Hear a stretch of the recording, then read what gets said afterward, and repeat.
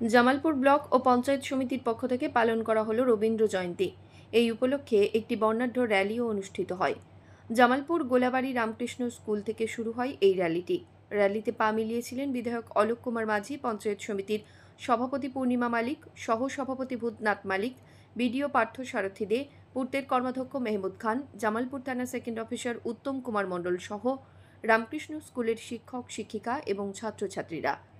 র্যালির পাশাপাশি এদিনের অনুষ্ঠানে নৃত্য, সঙ্গীত ও আবৃত্তিতে স্কুলের ছাত্রছাত্রীদের অংশগ্রহণ ছিল চোখে পড়ার মতো। জামালপুর বাইপাসের কাছে রবীন্দ্রনাথের পূর্ণাবয়ব মূর্তিতে মাল্যদান করেন বিধায়ক সহ অন্যান্য বিশিষ্ট ব্যক্তিবর্গ। পাশাপাশি এদিনে বিবেকানন্দ ও এপিজে আব্দুল কালামের মূর্তিতেও মাল্যদান করা হয়।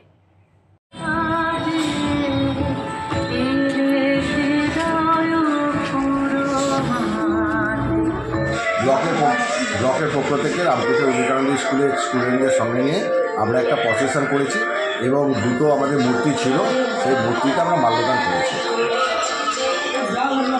সেই মূর্তিটা আমরা মাল্যদান করেছি, প্লাস আমাদের অনুষ্ঠানও হয়েছে।